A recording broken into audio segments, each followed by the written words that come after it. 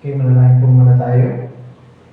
Aming Ama, kami po nagpapasalamat sa inyo sa hapong ito. Kami ay muling magtitipon upang mag-aral bilang isang iglesia. Bahagi po ng aming Lord's Day ang pag-aralan ng aming mga salita. At pinagpapatuloy namin ang aming mga pagtalakay, discussion, pagpapaliwanag dito po sa mahalagang paksa patungkol po sa sound doctrine. Piniling po namin na samahan niyo po kami, bigyan niyo po kami ng katalinuhan, tanganin po mga isip at puso ay isukulin ninyo ng mga katotohanan ng inyong salita, hindi po ng salita ng tao, kundi ng salita ninyo. Hiniling po namin ng Diyos na bigyan mo ng bisa ang mga katotohanan na ito upang kami ay lalo pang lumago at lumalim sa aming pagkakilala sa aming Panginoong Jesucristo at ang praktikal na aplikasyon ng mga katotohanan ito sa aming pong pang-araw-araw na pamumuhay bilang mga mananampalataya ng Panginoong Jesucristo. Hilingan po namin ang mga kapatiran po namin na malapit lang din po sa aming place of worship, na sila po ay dumako na sa lugar na ito para po kami sama-sama makapag-aral. Ingatan niyo po sila. Yung pong magagaling sa malayo, nawa po ay maging maayos ang kanilang paglalakbay. Ang kanilang mga sasakyan ay hindi magkaroon ng aberya at maging sa daanan. At hiniling po namin na mabigyan namin kayo ng kaluwalhatian sa oras na ito. Ito po ang aming kahilingan sa Panginoon Jesus namin. Amen. Kaya tayo po lahat ay tumayo. Umawit muna tayo ng isang hymn before we start.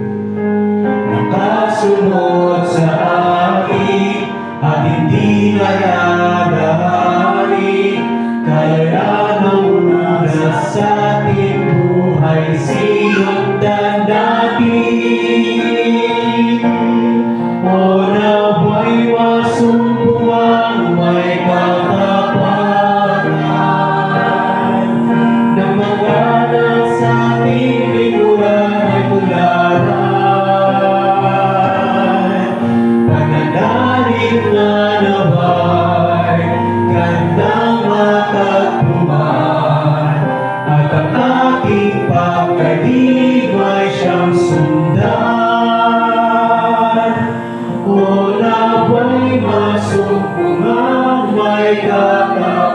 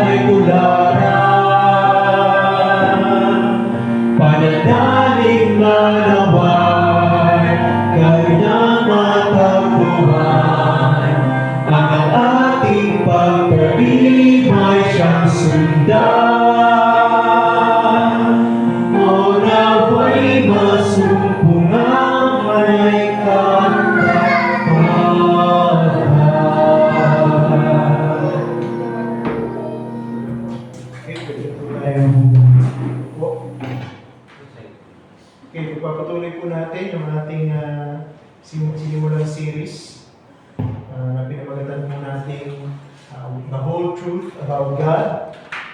Particularly,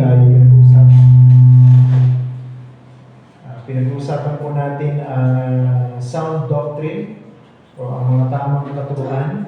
Pero hindi po natin tatalakayin ng mga na masyadong detalyado yung paksa na ito sapagkat masyado pong mahaba ang gugugulin nating panahon at ang ating pong layunin lamang sa ating pag-aaral na ito ay maipakita yung praktikal na kahalagahan ng mga tamang katuruan sa buhay natin bilang mga mananampalataya at sa buhay natin bilang isang iglesia. So hindi po natin maaaring ipagwalang bahala ang tamang katuruan ng isang doctrine na parang ito ay mental exercise lamang o pang academic purposes o ito ay pang debate lamang. Ang sound doctrine o ang tamang katuruan ay mayroong epekto sa ating pong pamumuhay bilang mga mananampalataya ng Panginoong Jesucristo. At hindi po matatawaran ang kahalagahan ng paksa na ito dahil ito ang nagdidikta kung paano tayo mabubuhay bilang mga mananampalataya ng Panginoong Jesucristo bilang isang iglesia. Tulad ng nakaraang linggo ay pinag-aralan natin na ang tamang mga katuruan ay dapat nagbubunga ng pagmamahal. Dapat ito ang naggagabay sa atin sa isang pamumuhay na may pagmamahalan. So kaya hindi po para lang sa mga taong matatalino o matataas ang IQ ang pag-aaral ng tamang doktrina. Ito po ay katungkulan ng lahat ng mga mananampalataya ng Panginoong Jesucristo. Kung ikaw ay alagad ng Panginoong Jesucristo, kasama sa iyong katungkulan ang pag-aralan ng mga tamang doktrina. Dahil hindi lang ito pang personal na kapakinabangan, ito rin ay mayroong epekto sa ating pamumuhay bilang isang iglesia. So, sa panahon po natin ngayon, ay masyado tayong puno ng mga impormasyon. So, meron tayong mga impormasyon sa mga social media, sa television. Marami na pamamaraan ng pagpapakalat ng impormasyon ngayon. May mga noong panahon ay radyo lamang ang ginagamit ng mga tao para makasagap ng mga impormasyon, mga balita sa paligid at sa mga malalayong lugar mula sa kanila. Pero ngayon, mas lalo nang naging mabilis ang pagkakalat ng impormasyon dahil meron ng internet. At bukod sa merong internet, marami pang mga platform kung saan pinapadaan ang pagpapakalat o pag-share ng information. May Facebook, meron Twitter, meron YouTube, may TikTok, marami pang iba. Kaya ang tao, sa panahon natin ngayon, ay madaling ma-confuse. Bakit? Kasi nabubugbog sila ng maraming mga impormasyon na dumarating sa kanila sa pamamagitan ng kanilang mga cellphone, mga smartphones. Diba dati kailangan mo pang bubuksan ng TV para makita mo kung anong balita. Ngayon, meron ng mga notification na dumarating ng pusa sa iyong cellphone kung ikaw ay may internet connection. So, madali mo na nababasa. Pero ang tanong, lahat ba ng impormasyon na dumadating sa atin ay kailangan natin? Lahat ba ng impormasyon na nababasa natin, access natin sa pamamagitan ng ating smartphone, sa pamamagitan ng internet ay nakakatulong sa atin? Pakinabang ba sa atin yung lahat ng mga impormasyon na nalalaman natin sa pamamagitan ng mga bagong teknolohiya na ito? Ang totoo ay marami po sa mga impormasyon na ito, imbis na makatulong sa atin ay nagiging dahilan ng pagkalito, takot, nagkakaroon ng agam-agam ng puso ng mga tao. Kumbaga, hindi siya nagiging beneficial, hindi siya helpful. So, hindi po lahat ng impormasyon na dumarating sa atin ay dapat nating bigyan ng pare-parehong pagpapahalaga. Kumbaga, mahalaga lahat yung impormasyon na yun, mahalaga lahat yung mga napapakinggan natin, dumarating sa atin, salamat sa Panginoon dahil madali na, very accessible, pero dapat maging maingat tayo na suriin, salain yung lahat ng mga impormasyon na dumarating sa atin sapagkat maaaring yung impormasyon ay bago pero ang epekto naman sa atin ay negatibo. Okay, so kaya ang pinakamainam Kung tayo man ay napupuno ng maraming impormasyon, ay piliin lamang natin yung mga impormasyon na talagang kailangan at makakatulong sa atin. Now, in relation to this, gusto kong sabihin na sa Biblia po ay mayroong ibinigay sa atin ng mga impormasyon na hindi lang mahalaga, kundi critical para sa ating pagiging mga mananampalataya at iglesia ng Panginoong Jesucristo. At ito po yung impormasyon patungkol sa tamang doktrina o sound doctrine.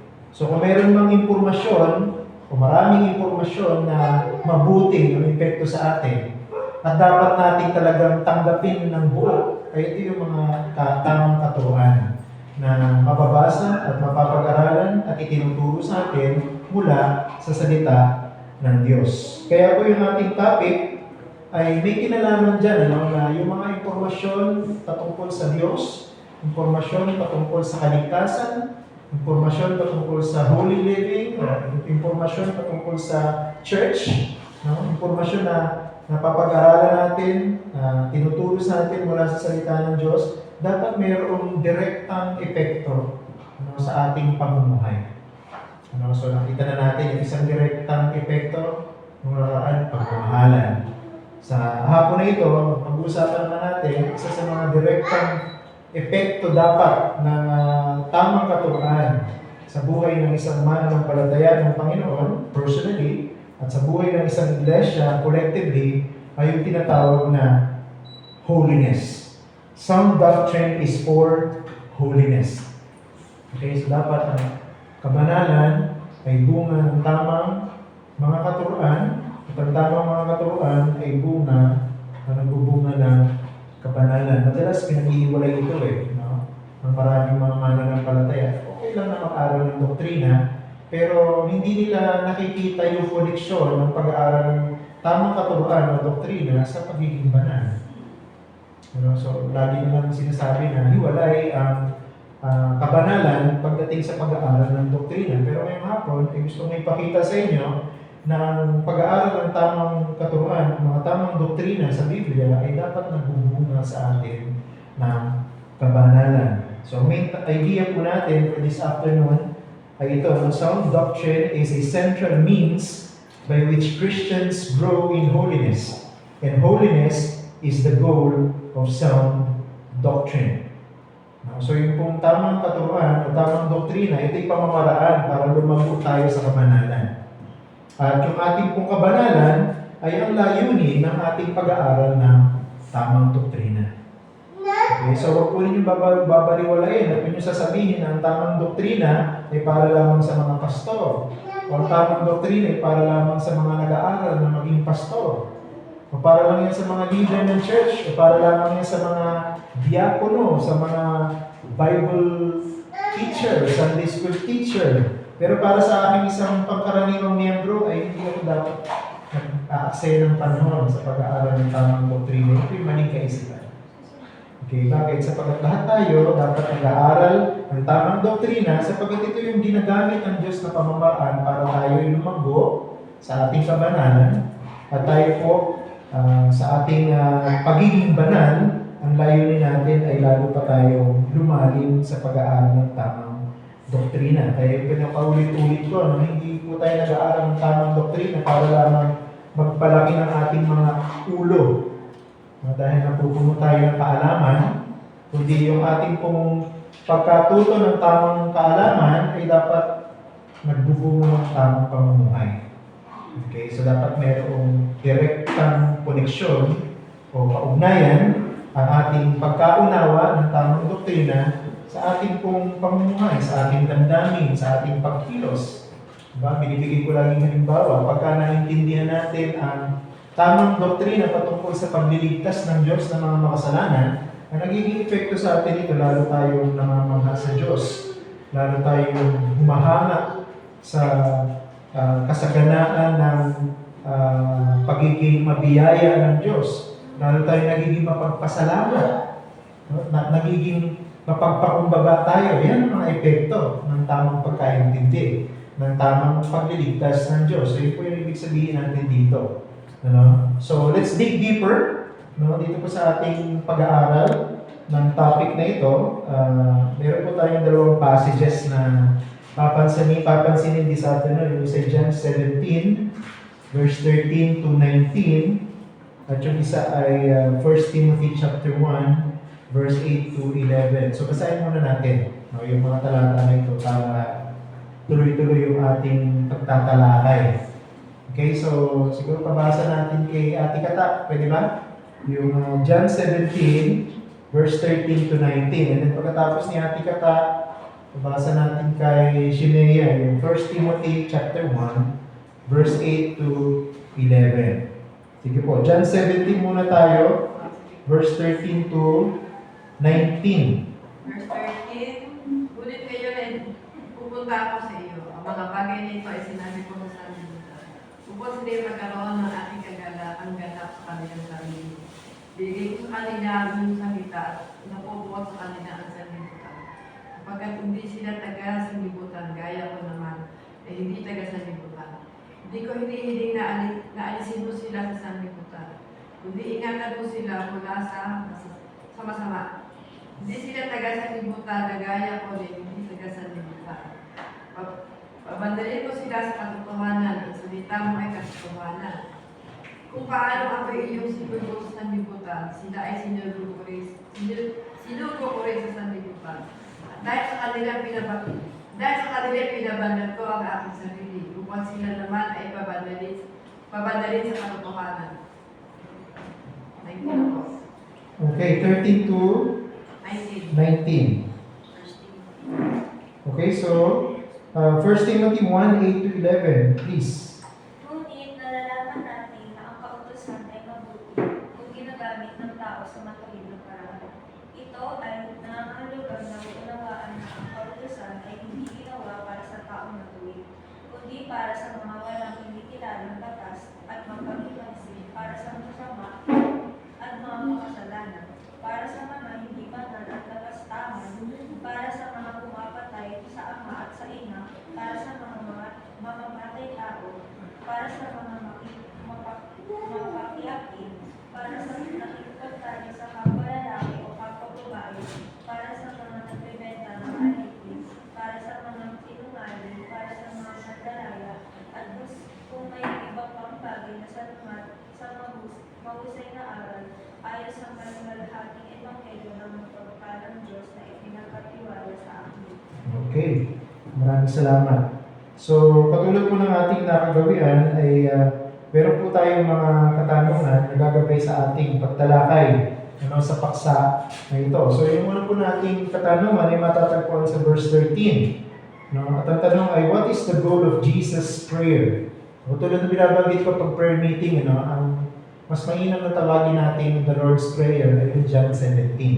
Kasi ito talaga yung isa sa mga buong record ng panalangin ng Panginoong Jesucristo. At ito ang pinakamainam na tawagin Lord's Prayer, hindi yung Matthew 6. Mas mainam na tawagin natin yun na the Disciples' Prayer. So dito po sa John 17, actually ang pinaka-kompletong tawag dapat dito the High Priestly Prayer of the Lord Jesus Christ. O yung panalangin ng Panginoon bilang pinakamataas na saserdote. Okay? Kasi very high priestly yung kanyang prayer dito. Maraming intercession.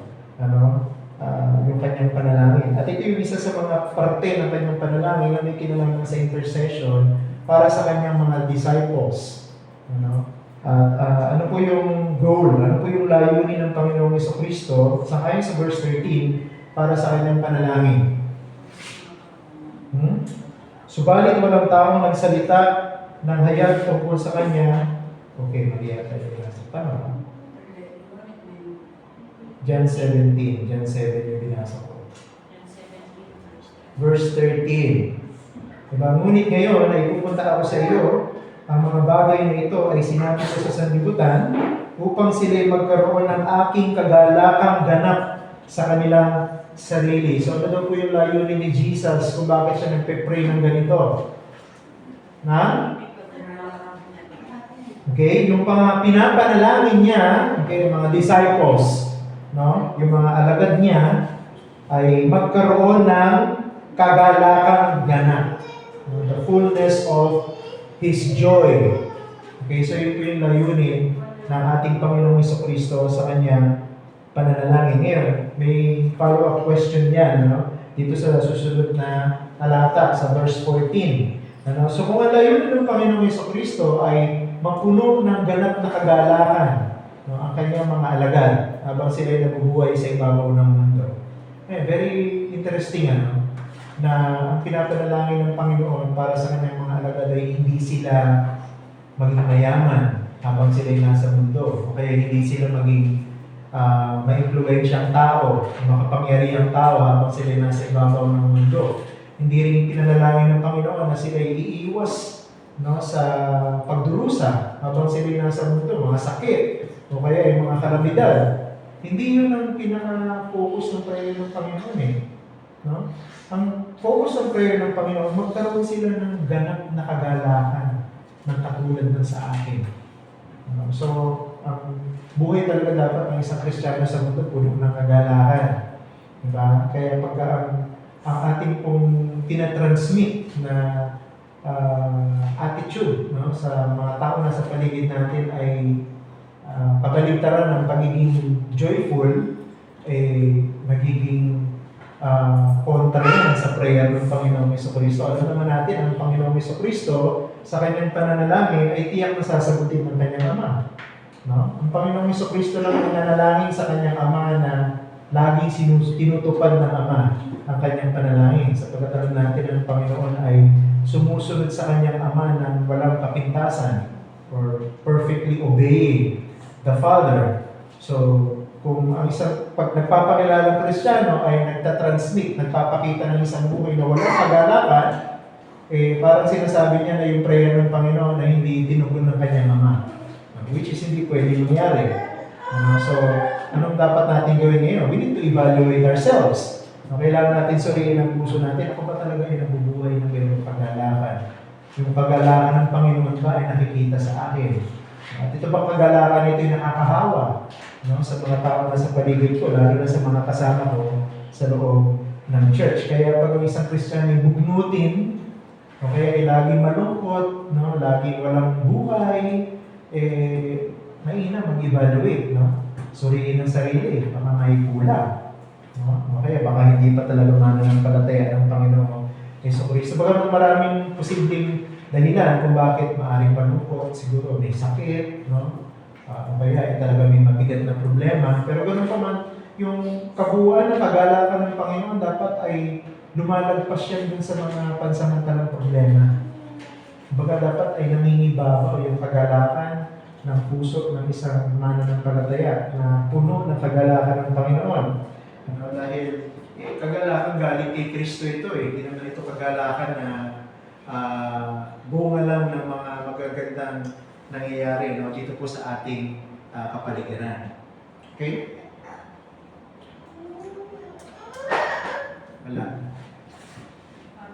Wala na yata ang battery. Okay, so pera muna ng microphone kaya habang pinapalitan ng battery. Okay, so yung follow-up question, yung follow-up question po, nakilakasan ng konti, here. And yung follow-up question ay nasa verse 14. So, how does Jesus intend for this goal to come about? So, kung layunin daw po ng Panginoon sa kanyang pananalangin ay para malubos ang ating kagalakan ng katulad sa Kanya, paano daw po yan makakamit? Paano daw po yung magkakaroon ng katotohanan? Paano daw po yung natutupad sa buhay ng isang mananampalataya? Ano ba sinabi mo sa verse 14? Pakibasa ulit yung verse 14. Ibinibigay sa kanila ang salita sa kanilang sanlibutan sapagkat hindi sila taga-sanlibutan. Gaya ko naman na hindi taga-sanlibutan. Okay, so ano daw yung pamamaraan para matupad ng Panginoon yung para matupad sa atin, magkaroon tayo ng ganap na kagalakan.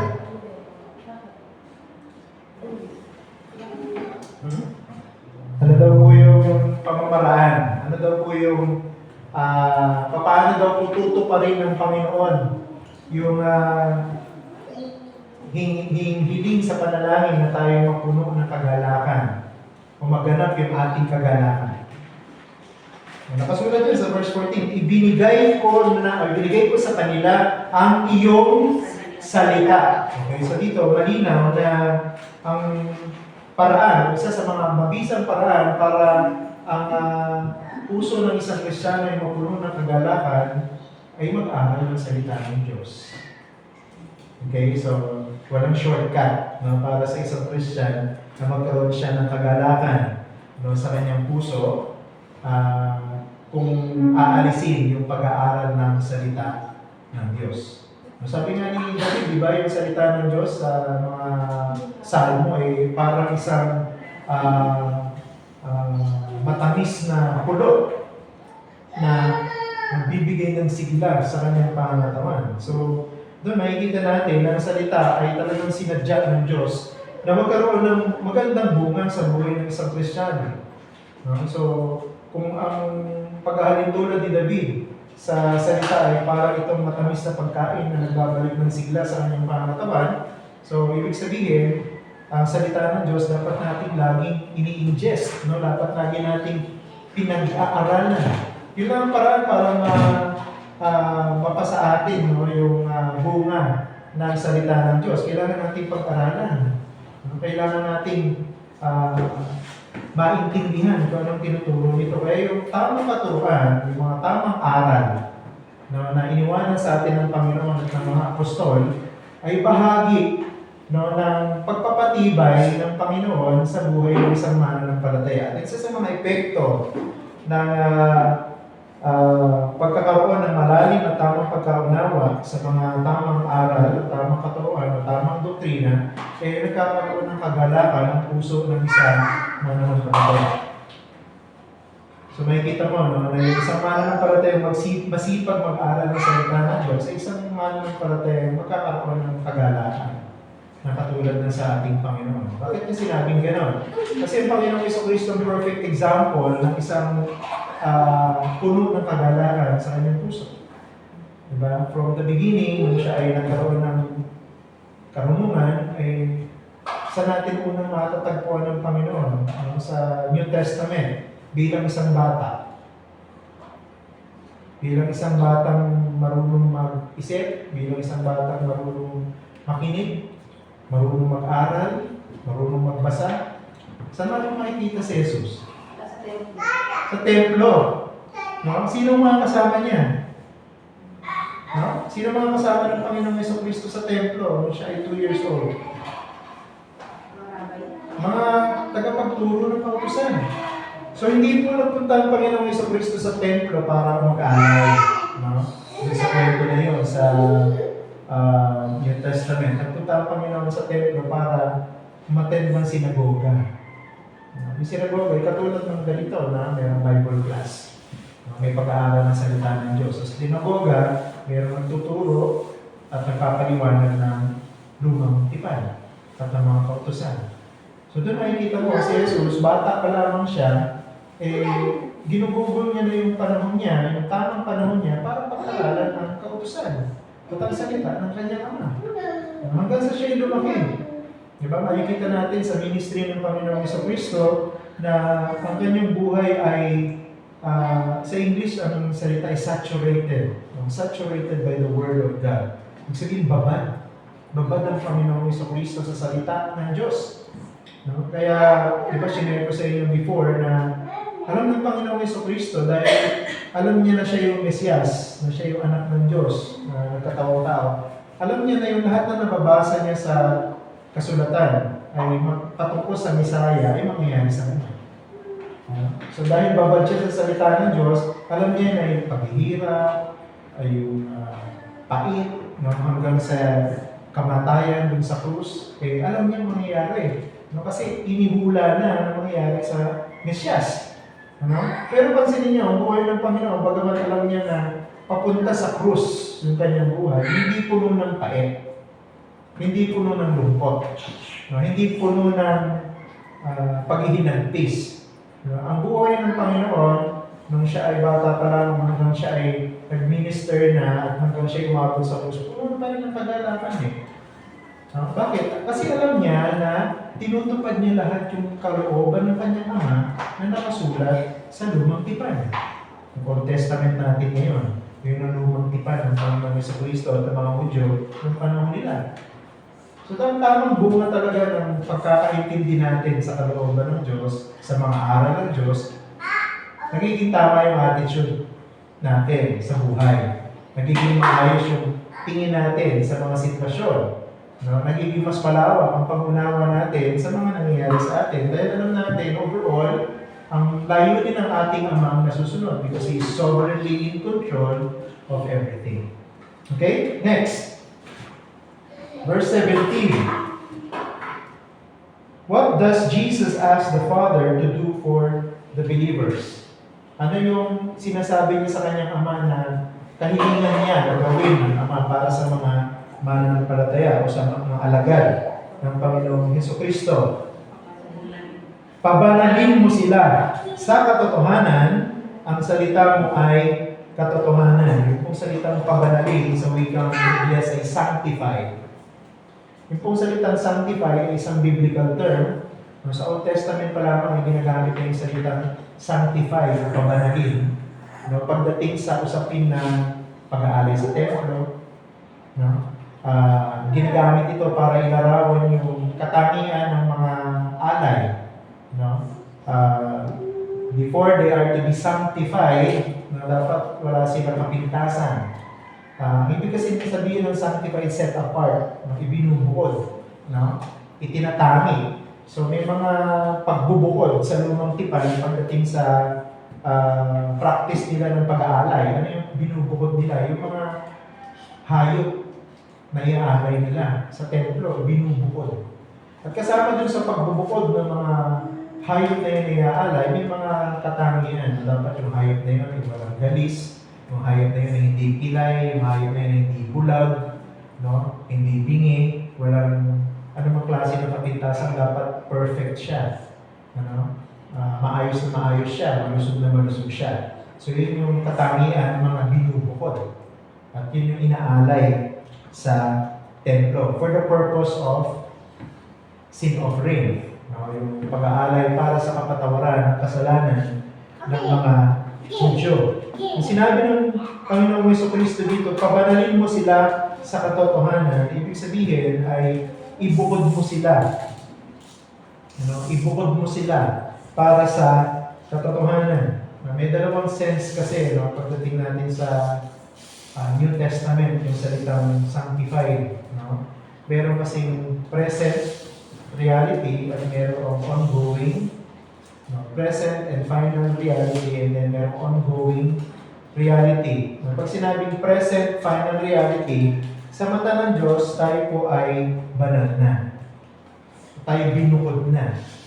Tayo po ay tinawag ng Diyos, tumugon ng may pananampalataya sa Ebanghelyo, at dahil doon tayo po'y binukod ng Diyos para sa kanyang sarili. Kaya meron tinatawag na piniling bayan ng Diyos pagdating sa Old Testament. Yun yung bayan ng Israel. Binukod ng Diyos ang bayan ng Israel para sa kanyang sarili. For His sole purpose. Pagdating sa New Testament, ang bayan ng Diyos ay Iglesia, magkahalo na lahat yan, Hudyo at hindi Hudyo, ng mga totoong mananampalataya ng Panginoong Hesukristo. Binukod na tayo para sa Kanya. So, sa paningin ng Diyos at sa treatment ng Diyos sa atin, we are already holy, sanctified. Okay? We are already holy and sanctified. Banal na tayo. Dahil Kanya na tayo, pagmamayari na tayo ng Panginoon. Sabi dun sa Ephesians chapter 1 verse 14, ay tinatakan na ng Banal na Espiritu. So yung pagtatak ng Diyos ng Banal na Espiritu sa atin, ibig sabihin, that's a mark of ownership. We belong to God now. We are separated from God. Tayo po ay holy for God. Pero meron din po dito yung tinatawag na ongoing reality, ito pong sanctification. Ibig sabihin, tayo ay ginagawa pa rin ng Diyos na banal hanggang sa ngayon. Ito naman po tumutukoy sa ating moral standing before God. Bilang mga iniligtas, tayo ay banal na, binukod na, pero bilang mga iniligtas na nabubuhay pa rin sa mundo, tayo pa rin nagkakasala. Kaya, habang tayo nabubuhay sa mundo, dapat ang isa sa mga goal natin ay magpatuloy sa kabanalan. So yung tinatawag nating ongoing sense ng ating pong sanctification. Ginagawa pa rin tayo ng Diyos na banal. Sabi nga ng Panginoon, paano tayo ginagawang banal ng Ama? Sa pamamagitan ng Kanyang salita. Kapag ang salita ng Diyos ay katotohanan. So ibig sabihin, kumbaga sa sanga ng puno ng ubas, yung pruning process na ginagawa sa atin ng Diyos, yung paglilinis, ay sa pamamagitan ng Kanyang salita. Kaya mahalaga na pinag-aaralan natin araw-araw ang salita ng Diyos. Tayo, sa pamamagitan ng pag-aaral ng salita ng Diyos, tayo ay nililinis ng Diyos, tayo ginagawang banal ng Diyos. Kaya tayo ay nagpapasailalim pa rin dun sa process. So yung pagiging banal natin ay isang final and true reality, yet it is an ongoing process at the same time. Kailan matatapos yung pagpapabanal sa atin ng Diyos? Ang dalawang posibilidad, di ba? Yung mamamatay na tayo. Pag namatay tayo, di ba? Wala na tayo sa mundo, hindi na tayo makakagawa ng kasalanan.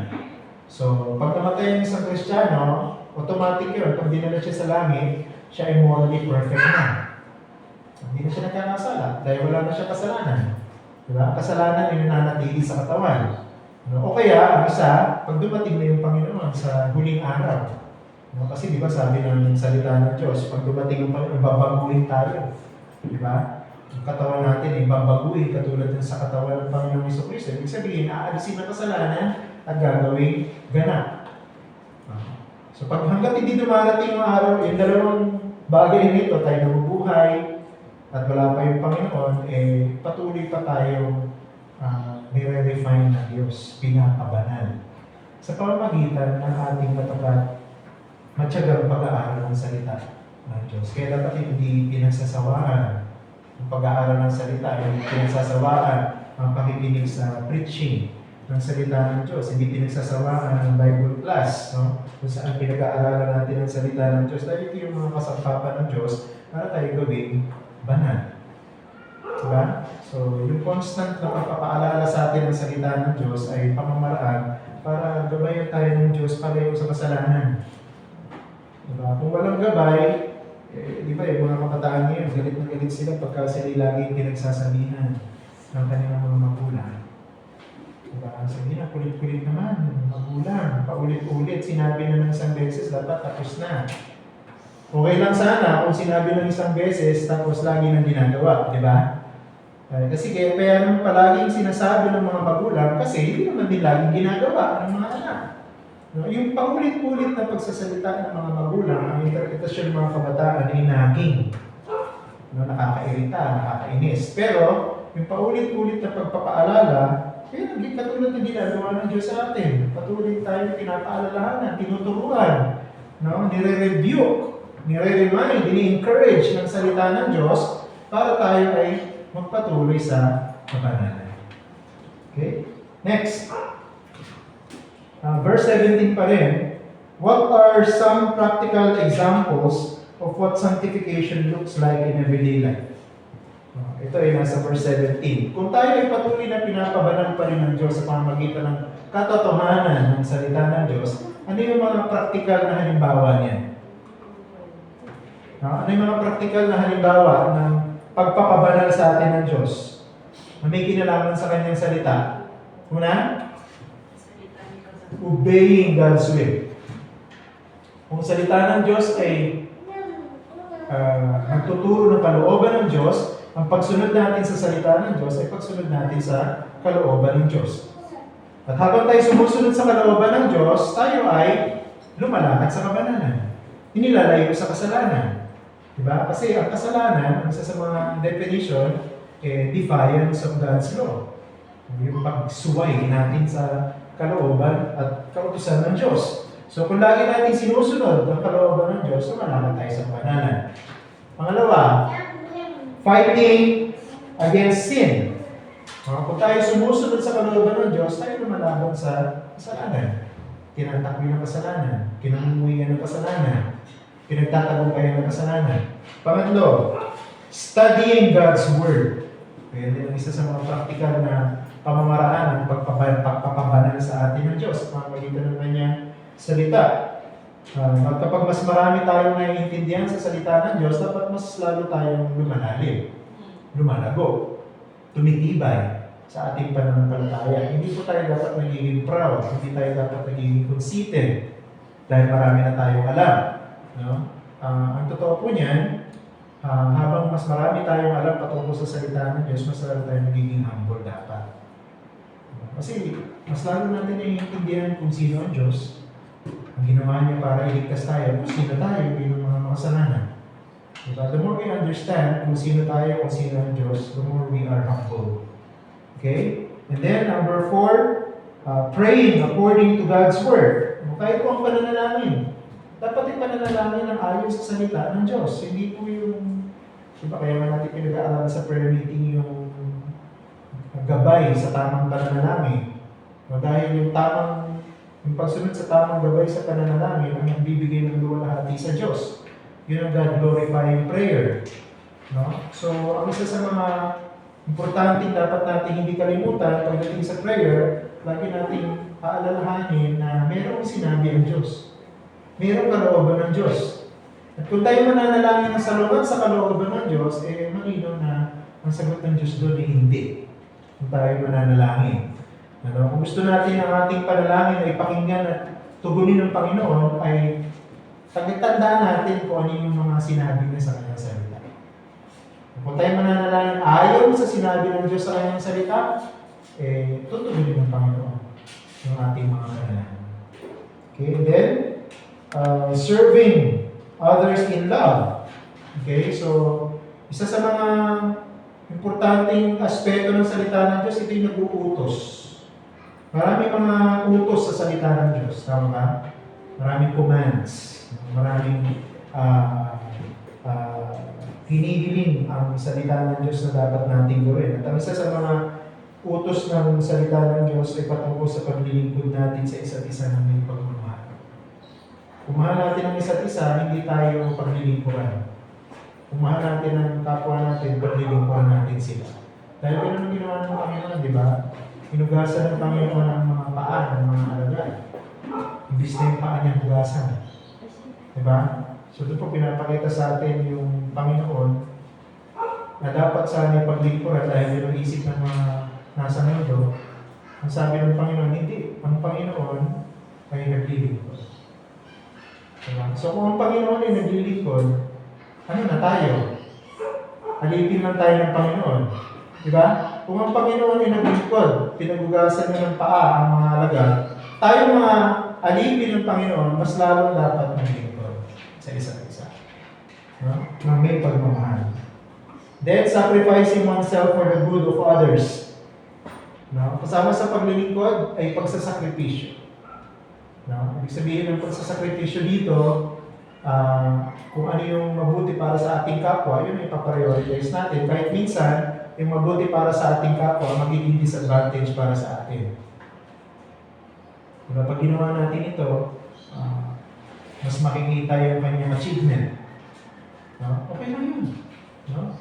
Na makita yung achievement ng kapatid kaysa sa achievement ko. Bakit? Kasi ang achievement ko naman nakikita ng Panginoon. Diba? Kasi sabi sa Biblia, ang mga ginagawa nating paglilingkod para sa Panginoon hindi nawawala na saysay o kahuluhan. Diba? Marami pang ibang halimbawa. And then muli, seeking God's glory in every area of life. So bahagi din ito ng pagpapabanal ng Diyos. Diba? So bukod sa personal, and then may kinalaman sa kapwa, paglilingkod, pagsasakripisyo, syempre ang huli at ang pinakadakila ay ang pagbibigay ng luwalhati sa Diyos. So glorifying God in every area of life. So yun po ay bahagi ng pagpapabanal ng Diyos sa atin. So pwede sabihin, itong mga bagay na ito, hindi man lahat ito, hindi ito kompletong listahan, kaya ito yung mga pangkaraniwan, practical na mga pamamaraan ng pagpapabanal ng Diyos sa atin. So check niyo yung sarili niyo, dun sa listahan na yan, ilan ba dito yung nagagawa ko? Ilan ba dito yung natutupad ko sa buhay ko? And then you can check for yourself kung kayo ay nagiging banal sa pamamagitan ng salita ng Diyos. And then let's go to 1 Timothy. 1 Timothy 1:9-10.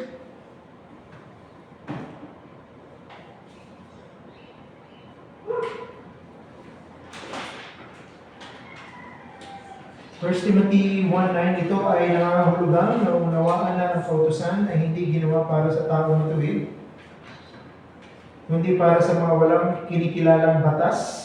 Tama ba yung binabasa ko?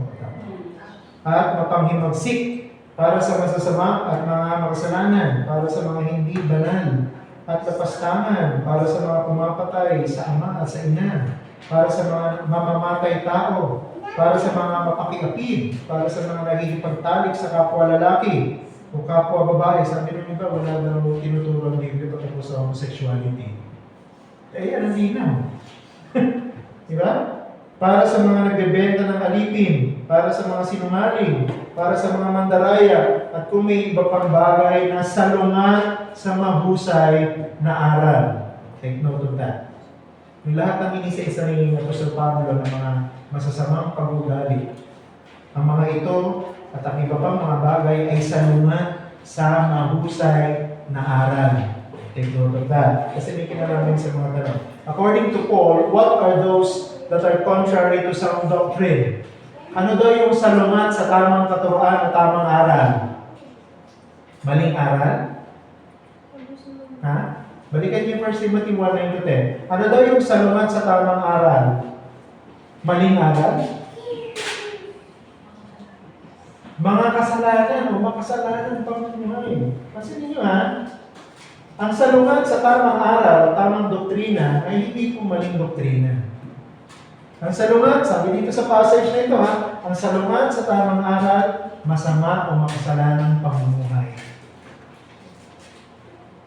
Okay? So yun po yung salungat sa tamang pag-aaral. Hindi po yung, halimbawa, natuturo ko na ang kaligtasan ay tiyak kay Kristo. Tapos ay may magtuturo na ang kaligtasan ay walang katiyakan at ito ay sa pamamaraan ng gawa ng tao. Yun yung maling turo. Diba? Pero hindi yun yung binibigyan ng diin ni Pablo sa kanyang mga advice kay Timoteo. Bantayan mo, sabi niya, ang mga salungat sa tamang aral ay mga masama o makasalanang pamumuhay. Then next, 1 Timothy 1:9-10 pa rin, what does this teach us about sound doctrine? Kung ang salungat sa tamang aral ay makasalanang pamumuhay, anong itinuturo nito patungkol sa tamang katuruan, tamang aral? Ano ang tamang aral? Ang tamang aral ba ay para lamang sa utak?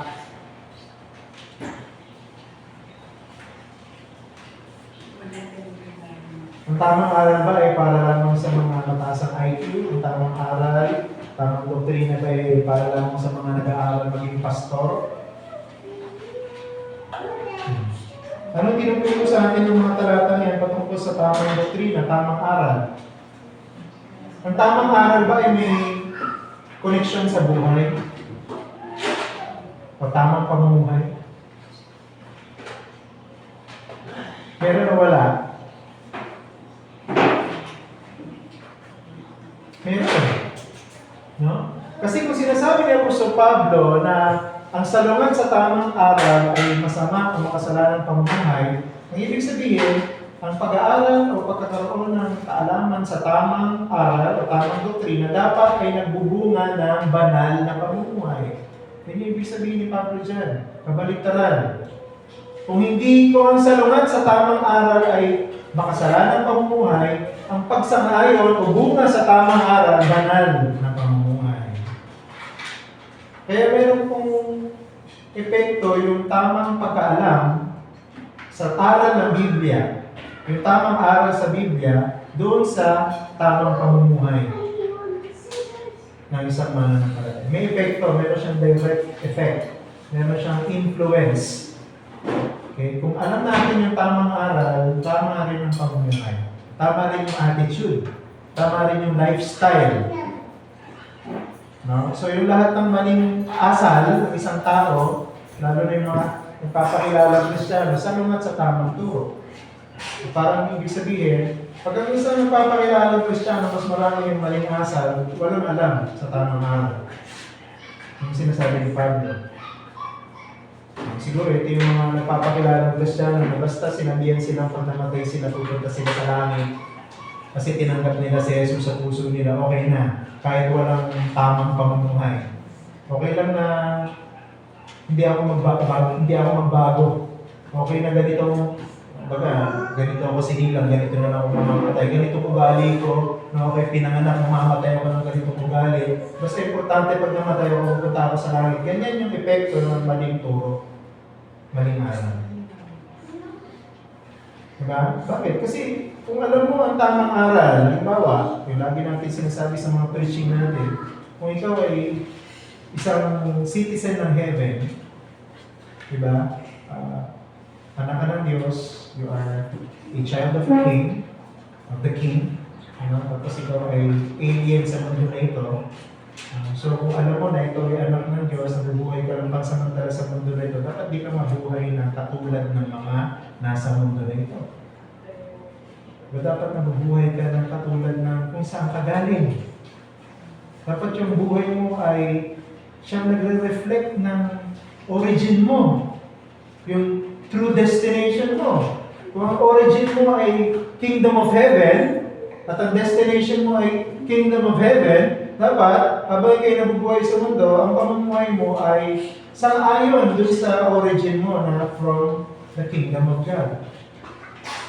Diba? So, kaya kung ano yung pagkakaintindi mo sa kung sino ka, identity mo, dapat yun ang nagdidikta sa paraan ng iyong pamumuhay. Kaya napaka-importante para yung Apostol Pablo, yung tama at alam natin ang tamang aral. Dahil ito ang magagabay sa atin at magbibigta sa atin sa tamang pamumuhay. Okay. So yung huling tanong,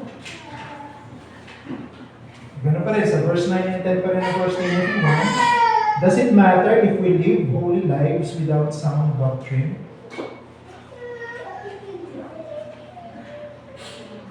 Does it matter if we live holy lives without sound doctrine? Pwede ba tayo mabuhay ng may kabanalan ng walang tamang doktrina?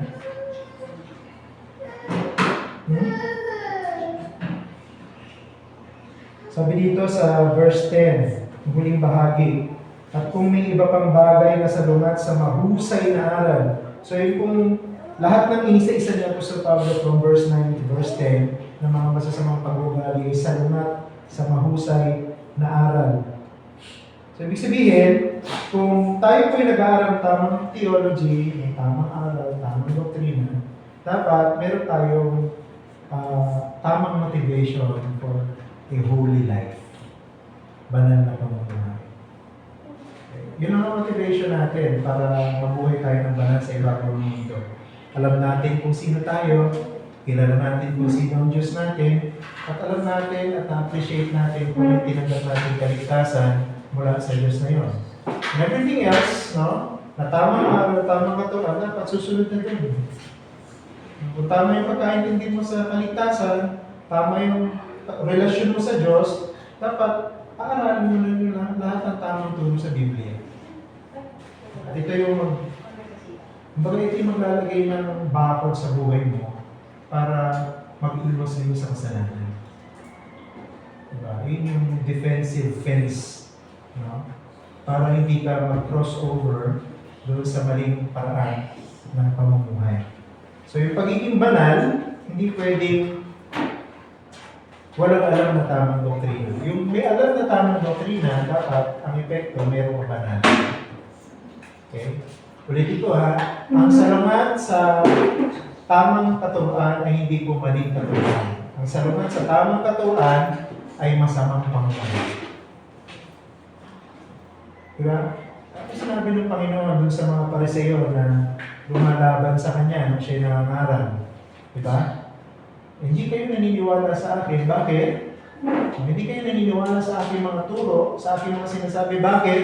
Dahil kayo ay katulad ng iyong totoong ama. At sino daw yung totoong ama ng mga kausap niya?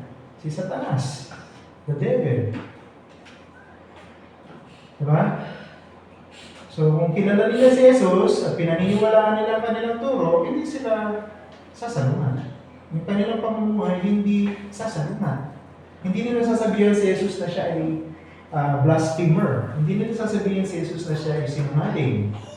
No? Hindi nila sasabihin si Jesus na siya ay nagpapanggap lamang. Naniniwala sila, susunod sila, sasang-ayon sila.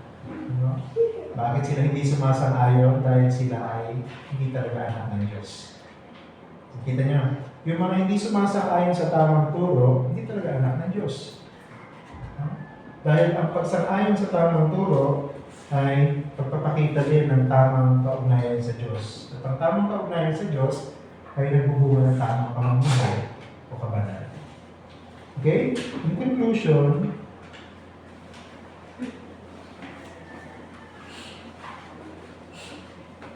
a church growing in holiness of sound doctrines. We need to devote ourselves to learning sound doctrines for the purpose of growing in living lives that please God. Okay, so malinaw. Ang paglago natin sa kabanalan ay nangangahulugan na paglalim natin ng ating pagkaunawa sa tamang aral. Kailangan natin hugulin ang ating panahon para pagkaaralan ng tamang aral. Hindi lang para sa pastorya, hindi lang para sa mga Bible teacher lang, hindi lang para sa mga academicians. Ang pag-aaral ng salita ng Diyos ay para sa lahat ng mga mananampalataya ng Panginoong Jesucristo and for the purpose of growing in a life that pleases God, a holy life. Okay? May question po ba kayo?